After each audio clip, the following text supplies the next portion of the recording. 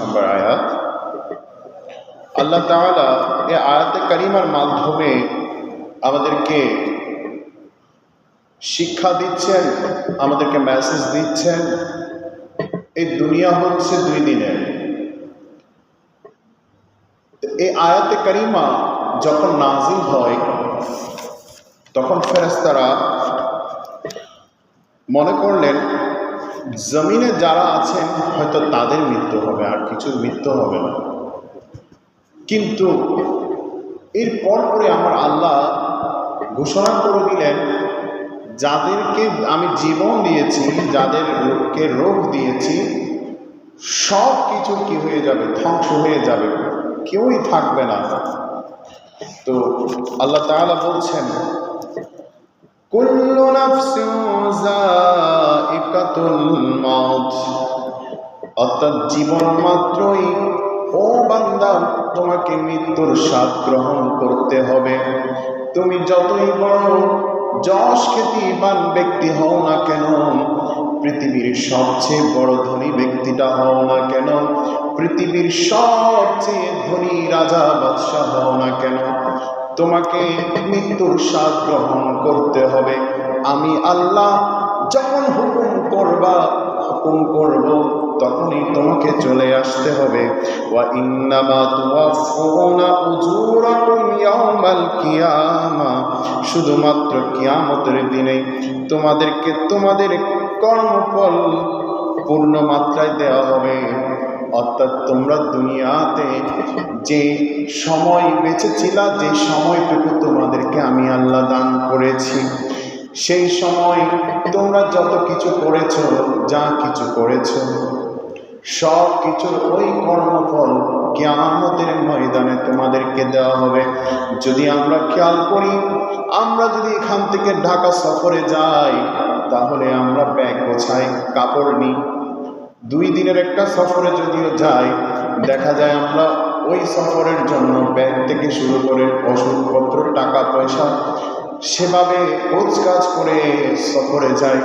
যদি এখান থেকে কেউ দুবাই সফরে যায়, দেখা যায় পাসপোর্ট, ভিসা, কাপড় চোপড়, প্রয়োজনীয় জিনিসপত্র গুছিয়ে আমরা ওই সফরে চলে যাই।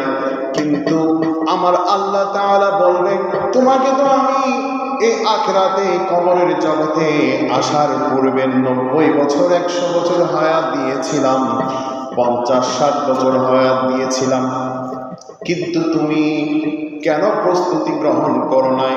তুমি কেনই বা এখানে খালি হাতে ফিরে এসেছো? আর তোমার তো এই পৃথিবীতে, এই কবর থেকে পৃথিবীর দুনিয়ার জমিনে দ্বিতীয়বার যাবার কোনো সুযোগ নাই। এরপর আমার আল্লাহ বলছেন, ফামান যুহজিহা আনিন নারি ওয়া উদখিলাল জান্নাতা ফাকাদ ফাজ, যাকে আগুন থেকে দূরে রাখা হবে এবং জান্নাতে প্রবেশ করানো হবে, সেই হচ্ছে সফল। অর্থাৎ ওই ব্যক্তি যিনি দুনিয়ার জীবনে আখিরাতকে গুছিয়েছেন, দুনিয়াতেও সুন্দরভাবে চলেছেন এবং সাথে সাথে দুনিয়ার সাথে সাথে তিনি আখিরাতকে গুছিয়ে নিয়েছেন, এবং ওই কবর জগতে যখন যাবে, ওই বরজখের জগতে যখন যাবে, তখন তার হিসাব নিকাশ যখন হবে, দেখা যাবে সে যদি তার আমলনামা, তার ভালো কাজের পরিমাণ এতই বেশি, তাকে ওই জাহান্নামের আগুন থেকে দূরে রাখা হবে এবং জান্নাতে তাকে সাথে সাথে প্রবেশ করিয়ে দেওয়া হবে। আমার আল্লাহ বলছেন, সেই একমাত্র সফল। অর্থাৎ আমরা যাদেরকে দেখি পৃথিবীতে সফল হয়েছে, তারা যদি আখিরাতের পুঁজি সংগ্রহ না করে, তাহলে তারা কোনোই সফল না। তারা হয়তো ক্ষণিকের জন্য বড়লোক হলো, ক্ষণিকের জন্য যশ খ্যাতি অর্জন করলো, কিন্তু আখিরাতের জন্য যদি তারা কোনো পুঁজি সংগ্রহ না করে, আখিরাতকে যদি তারা তাদের নিজেদের জীবনের লাইফ স্টাইলে না রাখে, তাহলে তারা ওই কবর জগতে যাওয়ার পর তাদের ঠিকানা হয়ে যাবে জাহান্নামে। তারা জান্নাতের চেহারা, জান্নাতের ঘ্রাণ পর্যন্ত পাবে না। এরপর আমার আল্লাহ বলছেন, ওয়ামাল হায়াতুদ দুনিয়া ইল্লা মাতাউল গুরুর, আর পার্থিব জীবন ছলনাময় ভোগ ছাড়া আর কিছুই নয়। অর্থাৎ আমরা যদি আখিরাতকে বাদ দিয়ে আমরা যদি দুনিয়ার জীবনকে মনে করি, এই দুনিয়ার জীবনে হচ্ছে আমাদের জন্য আনন্দের জায়গা, এই দুনিয়ার জীবন হচ্ছে আমাদের জন্য শ্রেষ্ঠ জায়গা, আমাদের জন্য উত্তম জায়গা, এই দুনিয়া হচ্ছে আমাদের জন্য সব কিছু, যদি আমরা বলে যাই আখিরাতের জীবন নেই, আখিরাত বলতে কিছুই নেই, তাহলে আমার আল্লাহ বলে দিচ্ছেন ইল্লা মাতাউল গুরুর, তাহলে তারা ভুলের মধ্যে আছে। কারণ এই পার্থিব জীবন হচ্ছে 50 বছর, 60 বছর, 100 বছরের। যদি আমরা খেয়াল করি, ওই নমরুদ ফেরআউন যে নিজেকে খোদা দাবি করে বসেছিল, যেহেতু সে দুনিয়ার বাদশাহী পেয়েছিল, সেই ফেরআউন নমরুদ আজ কোথায়? এভাবে যদি আমরা হিসাব করি, যতগুলো অত্যাচারী শাসক টাকা পয়সার মালিক হওয়ার কারণে নিজেকে খোদা দাবি করেছে, তারা পৃথিবীতে কেউ নেই। তাহলে আমার এখান থেকেই মেসেজ আসছে একটাই, এই পৃথিবীটা হচ্ছে অস্থায়ী একটা জায়গা। আজ আমরা এই পৃথিবীকে দেখার পর, এই পৃথিবীতে কিছু সম্পদের মালিক হওয়ার পর, আমরা সবল হওয়ার পর দেখা যায় দুর্বলকে আক্রমণ করে বসে থাকি।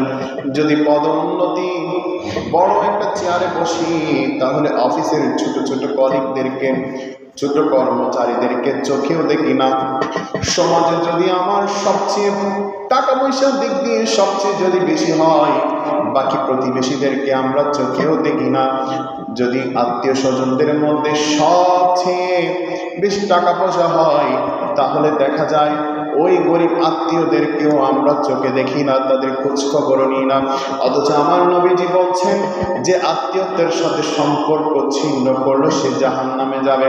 অথচ আজকে আমরা টাকা পয়সার পরিমাপ করার কারণে আজকে আমরা ওই দুর্বল গরিব আত্মীয়দেরকেও সহ ভুলে গেলাম। এভাবে এতগুলো অন্যায় যারা একসাথে করে যায়, তাদেরকে আমার আল্লাহ বলছেন, শুনে রাখো বান্দা, তুমি হয়তো কিছুদিনের জন্য এই দুনিয়াতে আছো, মনে রাখবা এই পৃথিবী থেকে একদিন তোমাদেরকে বিদায় নিতে হবে। যখন এই বিদায়ের ঘণ্টা বাজবে, সেটা কখনো অকাল মৃত্যু হবে না, সেটা তোমার আয়ু ফুরিয়ে গিয়েছে, আমি আল্লাহ তোমার আয়ু এতটুকুই রেখেছি বিদায়, তোমার ওই সময়টাই মৃত্যু হয়েছে, এবং সেই ঘণ্টাটা বাজার সাথে সাথে তোমাকে চলে আসতে হয়েছে। তোমার আর এই পৃথিবীর যশ কীর্তি কোনোঠারেই মূল্য থাকবে না। অর্থাৎ এই পৃথিবীতে আমরা যতই নিজেকে সাকসেসফুল মনে করি না কেন, আসলে আমরা সাকসেসফুল কেউই না, যদি না আখিরাতের জন্য আমরা পুঁজি সংগ্রহ না করি। যদি আমরা দুনিয়াতে মা বাবার সাথে বেয়াদবি করি, যদি আমরা সমাজের সবচেয়ে প্রবীণ মুরব্বীর সাথে অন্যায় জুলুম করে ফেলি, আমার হয়তো এখন বয়স আছে, আমি এখন টকবকে যুবক, হয়তো অন্যায় একটা করে ফেললাম, কি বা করতে পারবে, আমার তো টাকা আছে, পাওয়ার আছে। এই জুলুমগুলো কিন্তু, এই যে জুলুমগুলো আমরা করি, এগুলা কিন্তু আমাদেরকে হয়তোবা মৃত্যুর কথা আমরা সাময়িক ভুলে গেলেও, কিন্তু আমাদের জন্য বিশাল একটা কি রয়ে গিয়েছে, জগৎ রয়ে গিয়েছে, যে জগতে কোনো মৃত্যু নাই, সেই জগতে সেখানেই বিচার হবে। আজ আমরা দেখি গাড়িতে করেও যদি আমরা আসা যাওয়া করি, দেখা যায় অনেক সময় বড় গাড়ি ছোট গাড়িকে জায়গা দেয় না, হয়তো বড় গাড়িটা ছোট গাড়িটা মরে যাক। এইভাবে করে আমরা আজ ইনসাফ ভুলে গিয়েছি, আমরা ন্যায় অন্যায় কোনটা, ন্যায় কোনটা, এগুলো ভুলে গিয়েছি। অথচ যে ধর্মের ন্যায় ইনসাফকে সবচেয়ে বেশি গুরুত্ব দেওয়া হয়েছে, অর্থাৎ যার মধ্যে ইনসাফ নাই তার মধ্যে ঈমান নেই বলা হয়েছে, অর্থাৎ সে মুসলমানই না। আজকে দেখেন আমাদের কাছ থেকে ইনসাফ চলে গিয়েছে, আমরা ন্যায় অন্যায় বলতে ভুলে গিয়েছি। তো আজকের খুতবায় আজ এসেছে সবচেয়ে গুরুত্বপূর্ণ বিষয়, সেটা হচ্ছে মৃত্যু। অর্থাৎ মৃত্যু মানে হচ্ছে পরকালের উদ্দেশ্য। আমরা অনেক সময় দেশে যখন কেউ কিছু করতে পারে না, তারা আয় ইনকামের জন্য, রোজগারের জন্য বিদেশ ভ্রমণ করে। চাকরি হয়েছে ঢাকায়, চট্টগ্রাম থেকে সে ঢাকায় চলে গিয়েছে, অথবা বিদেশের বড় একটা কোম্পানিতে চাকরি হয়েছে, আমরা চলে যাই। তেমনি মৃত্যু এটাও একটা কি, এটাও একটা সফর। আমরা এই যে দুনিয়াতে এসেছি, এটা একটা সফর, আমাদের কিন্তু পরকালের উদ্দেশ্যে চলে যেতে হবে। তো অনুভূতি যদি না থাকে সেটাকেই মৃত্যু বলা হয়। অর্থাৎ আপনার মধ্যে যদি কোনো কিছুর অনুভূতি না থাকে সেটা সরাসরি মৃত্যু বলে দেওয়া হয়েছে। তো খলিফাতুল মুসলিমিন হযরত ওমর রাদিয়াল্লাহু তাআলা আনহু, জলিল কদর সাহাবী, আমার নবীজির অন্যতম এক প্রিয় সাহাবী হযরত কাব রাদিয়াল্লাহু তাআলা আনহুকে প্রশ্ন করলেন, মৃত্যু সম্পর্কে কাব তুমি কিছু বলো। তখন কাব বললেন, কাব রাদিয়াল্লাহু তাআলা বললেন, মৃত্যু হচ্ছে একটা কাঁটাযুক্ত গাছের মতো, যেটা আদম সন্তানের উদরে প্রবেশ করানো হয়।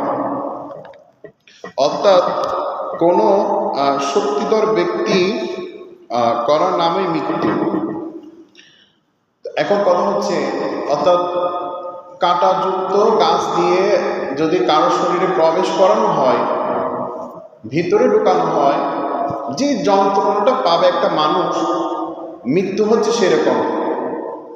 আবার আরো একটা ওলামায়ে কেরাম এখানে আরেকটা বিষয় এনেছে, মৃত্যুটা আসলে কিরকম, মৃত্যুর ফিলিংসটা কেমন হবে। তো বলা হচ্ছে, কোনো মুমিন বান্দার যখন মৃত্যু হবে, 300টা চাবুক দিয়ে যদি কাউকে ব্যত্রাঘাত করা হয়, অর্থাৎ চাবুক দিয়ে মারা হয়, যে আঘাতটা পাবে মৃত্যুটা সেরকম। অর্থাৎ ওই 300টা আঘাত পাওয়ার পর যে অনুভূতিটা আসবে, মৃত্যুটা হচ্ছে সেরকম। সেটা তাও একজন মুমিন বান্দার ক্ষেত্রে। তো যাদের মধ্যে ঈমান নেই, যারা গুনাহে লিপ্ত, তাদের মৃত্যুটা কেমন হতে পারে এবার চিন্তা করে দেখেন একবার। তো প্রকৃতপক্ষে মৃত্যু সম্পর্কে আমার নবীজি বলছেন, আল মাউতু জাসরুন ইউসিলুল হাবিবা ইলাল হাবিব। মৃত্যুটা হচ্ছে একটা সেতু বন্ধন, অর্থাৎ বন্ধুকে বন্ধুর কাছে কি করা হয়, পৌঁছিয়ে দেওয়া হয় মৃত্যুর মাধ্যমে। তাই মৃত্যুকে বলা হচ্ছে সেতু বন্ধন। যেমন আউলিয়া কেরামরা যখন ইন্তেকাল করে দুনিয়া থেকে পর্দা করে, তারা বন্ধুর কাছে চলে যায়। তো বন্ধুর কাছে যাওয়ার জন্য মাঝখানে একটা পথ, সেটা হচ্ছে মৃত্যু। আর এই মৃত্যুকে বলা হচ্ছে হাদিসের ভাষায় একটা সেতু, একটা ব্রিজ, কালভার্ট। তো কিছু কিছু ফেরকাদের মতে আমরা যেমন দেখি, অনেক সময় রোড অ্যাক্সিডেন্টে মারা যায়, অনেক সময় হঠাৎ মৃত্যু হয়ে যায় মানুষের। তো তারা মনে করে এটা হঠাৎ মৃত্যু, এই অকাল মৃত্যু, এই মৃত্যুটা কামনা করি না। আহলে সুন্নাত ওয়াল জামাতের আকীদা মতে বলা হচ্ছে, এই ধরনের বলাটা কুফরি। আহলে সুন্নাত ওয়াল জামাতের আকীদা মতে হচ্ছে, একটা মানুষের আয়ু যে মুহূর্তে ফুরিয়ে গিয়েছে, সে মুহূর্তেই তার মৃত্যুটা হয়েছে। অর্থাৎ সে ভুলের কারণে মারা যায়নি, সে কোনো কারণে মারা যায়নি, তার আয়ুটাই ছিল অতটুকু। তো কোনো না কোনো ওসিলা ছাড়া তো মৃত্যু আর হবে না। তো মৃত্যুটা ওসিলার মাধ্যমে হয়ে যায়, এই কারণে হয়ে যায়, ও কারণে হয়ে যায়, কিন্তু আসলে হচ্ছে তার আয়ুটা ওই সময় ফুরিয়ে গিয়েছে। তাই আল্লাহ নবীজি আমাদেরকে একটা শিক্ষা দিয়েছেন, সেটা হচ্ছে, তোমরা দুনিয়ার জমিনে যতদিন থাকবা, মৃত্যুর কথাটা সবচেয়ে বেশি স্মরণ করবা। মৃত্যুর কথা স্মরণ করা এটাও একটা ইবাদত। সুবহানাল্লাহ। তো হযরত আয়েশা সিদ্দিকা রাদিয়াল্লাহু তাআলা আল্লাহ নবীকে একদিন প্রশ্ন করলেন, ইয়া রাসূলুল্লাহ, কোনো ব্যক্তি যদি শহীদদের কাতারে তাকে শহীদদের সাথে যেন হাসরে উঠতে চায়, হাসরের ময়দানে যদি শহীদদের সাথে থাকতে চায়, সে ব্যক্তি কোন আমলটা করলে শহীদদের সাথে কিয়ামতের ময়দানে থাকবা? তখন নবীজি সাল্লাল্লাহু আলাইহি সাল্লাম বলছেন, ওই ব্যক্তি যে দিনে অন্তত 20 বার মৃত্যুর কথা স্মরণ করবে এবং ওই স্মরণ অবস্থায় যদি কোনো উম্মতের মৃত্যু হয়, তাহলে কাল কিয়ামতের ময়দানে সে শহীদদের সারিতে শহীদদের সাথে হাসর নাসর করবে। সুবহানাল্লাহ। তো এখন আরেকটা বিষয় আসছে, আমরা দেখি বর্তমান সমাজে আত্মহত্যা এটা খুবই বেড়ে গিয়েছে। এটা নিজেদেরকে নিজের মৃত্যু দেওয়া, নিজেকে কষ্ট দিয়ে মৃত্যু বরণ করা, এটা হচ্ছে শরীয়তের মধ্যে হারাম এবং এটাকে মহাপাপ বলা হয়েছে। আল্লাহ নবীজি বলছেন, যদি কেউ আত্মহত্যা করে মারা যায়, কিয়ামতের দিন তাকে লোহা দিয়ে মারা হবে। অর্থাৎ তার হাতে একটা চাকু থাকবে লোহার, ওই চাকু দিয়ে সে তাকে মারতে থাকবে এবং ওই চাকু দিয়ে তার পেট কাটা হবে, এরপর তাকে জাহান্নামে নিক্ষেপ করা হবে। নাউজুবিল্লাহ। তাই আল্লাহ তাআলা এই আত্মহত্যার মৃত্যু থেকেও আমাদেরকে হেফাজত দান করুক। এবং আমার নবীজি বলছেন, যে ব্যক্তি মৃত্যুর কথা সবচেয়ে বেশি স্মরণ করবে তার গুনাহ মাফ হয়ে যায়। অর্থাৎ সে যদি দিনে 10 বার 20 বার অন্তত মৃত্যুর কথা স্মরণ করে, তাহলে তার গুনাহ এক একটা গুনাহ মাফ হয়ে যায়। তাই আমরা এই মৃত্যুকে নিজেদের লাইফ স্টাইলের একটা অংশ হিসেবে রাখবো, কারণ কখন কার মৃত্যু চলে আসে, আল্লাহর হুকুম চলে আসে, এটা আমরা জানি না। তাই আজকে আমরা আমাদের এত জুলুম, এত পাপ, আজকে ইনসাফ বলে গিয়েছি। আমরা ইনসাফের কথা হয়তো মুখে বলি, কিন্তু বাস্তবতায় আমাদের কাছ থেকে ইনসাফ চলে গিয়েছে। তাই এই ইনসাফকে প্রতিষ্ঠা করতে হলে অন্তত মৃত্যুর কথাকে বেশি বেশি স্মরণ করতে হবে। তো যার উর্সে পাক ইমামে আলা হজরত আজিমুল বরকত আহমদ খারেজা ফাজলে বেরলভী রহমতুল্লাহ আলাইহি, তিনি প্রথম একবার হজে গিয়েছিলেন, এরপর দ্বিতীয় একবার আবারও হজে গিয়েছিলেন। হজে যাওয়ার পর প্রথম রাতে তিনি আল্লাহ নবীজি সাল্লাল্লাহু আলাইহি সাল্লামের দিদারের অপেক্ষায় বসেছিলেন। কখন নবীজিকে তিনি দেখবেন, নবীজির দিদার কখন পাবেন। আল্লাহ রাসূল সাল্লাল্লাহু আলাইহি সাল্লামের দিদারের অপেক্ষায় ইমাম আলা হযরত অপেক্ষা করছেন, কিন্তু তার নসিবে আল্লাহ রাসূলকে দেখার সুযোগ হয়নি। এরপর তিনি দ্বিতীয় রাতে আবারও আল্লাহ রাসূল সাল্লাল্লাহু আলাইহি সাল্লামকে দেখার জন্য অপেক্ষা করছেন এবং সাথে সাথে সেই সময় চোখের পানি ছেড়ে ছেড়ে একটা কালাম লিখছেন, वो सुए लाल हज़ारे फिरते हैं तेरे दिन ए बहारे, फिरते हैं वो सुए लाल हज़ारे फिरते हैं तेरे दिन ए बहारे, फिरते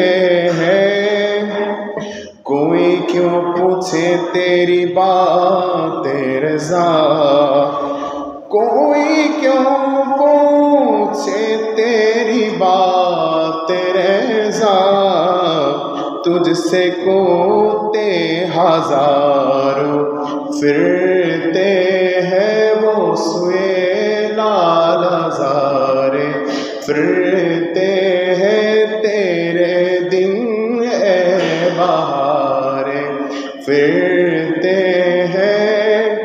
অর্থাৎ ইমাম আলা হযরত বলছেন, ইয়া রাসূলুল্লাহ, শেষ কলিতে তিনি বলছেন, ইয়া রাসূলুল্লাহ, আপনার এই মদিনার পাক চরণে অসংখ্য মানুষ আসে যায়, কিন্তু আমি এখানে, তিনি নিজেকে কুকুরের সাথে তুলনা করলেন। যখন তিনি আল্লাহ রাসূল সাল্লাল্লাহু আলাইহি ওয়াসাল্লামের দিদার পাচ্ছিলেন না, তখন তিনি নিজেকে মদিনার কুকুরের সাথে তুলনা করে বলছেন, এই অলিতে গলিতে অসংখ্য মদিনার কুকুর আসে যায়, ইয়া রাসূলুল্লাহ আমাকে মদিনার কুকুর, আমি একজন মদিনার কুকুর হিসাবে আপনাকে আবেদন করছি, আমাকে আপনি একটু হলেও আপনার দিদার দিয়ে দেন। এরপর তিনি যখন এই কথাটা লিখলেন, এভাবে করে যখন আল্লাহ রসুল সাল্লাল্লাহু আলাইহি ওয়াসাল্লামের দরবারে আবেদন করতে থাকলেন দিদারের জন্য, সাথে সাথে আমার রসুল পাক সাল্লাল্লাহু আলাইহি ওয়াসাল্লাম তাকে দিদার দিয়েছেন। সুবহানাল্লাহ। তো এই যে ইশক, আল্লাহ রসুলের প্রতি ভালোবাসা যতক্ষণ না আপনার ভিতর আসবে ততক্ষণ না আপনি আসলে নিজেকে পরিবর্তন করতে পারবেন না। তা আল্লাহ রসুলকে বেশি বেশি মহাব্বত করব এবং ইমাম আজমুল বরকত আলা হযরত রাহমাতুল্লাহ আলাইহি ফয়জাত এবং ওনার যে শিক্ষা আমরা সেটা গ্রহণ করব এবং ওনার জন্য ফাতিহা খানি করব। উনি আমাদেরকে এই মাসলাক শিক্ষা দিয়েছেন। আজকে যারা আমরা আহলে সুন্নাত ওয়াল জামাতের অনুসারী, যিনি 250টা বিষয়ের উপর কিতাব লিখেছেন, 250টা বিষয় মানে এক একটা এক এক বিষয়, গণিত শাস্ত্র পর্যন্ত তিনি লিখেছেন। শুধু পানির, অজুর পানির একটা ফতোয়া লিখতে গিয়ে তিনি 125 প্রকারের পানি তিনি আবিষ্কার করেছেন। কোনো বিজ্ঞানীর পক্ষে সম্ভব হয়নি এবং এখানে বিজ্ঞানীরা পর্যন্ত ফেল করেছে। ওনার থিওরিটা এখনো পর্যন্ত গবেষণায় চলমান। তো এইভাবে করে যিনি লিখেছেন, আমাদের দুর্ভাগ্য এই বাংলার জমিনে ইমামে আলা হযরত রাহমাতুল্লাহ আলাইহিকে আমরা পরিচয় করে দিতে পারলাম না। তো আল্লাহ তাআলা আমাদের সকলকে হেদায়েত দান করুক। যিনি বাতিলদের জন্য কিতাব লিখতেন বাম হাতে এবং ডান হাতে আল্লাহ রসুল সাল্লাল্লাহু আলাইহি সাল্লাম ইশকে লিখতেন, তো একজন বড় আলেমে দ্বীন ছিলেন। শুধু তাই নয়, যিনি ইশকে রসুল এবং আল্লাহ রসুলের ভালোবাসাকে নিজের ভিতর লালন করতেন। আমাদের সকলকে সে আদর্শ, সেই ধারণ করার তৌফিক দান করুক।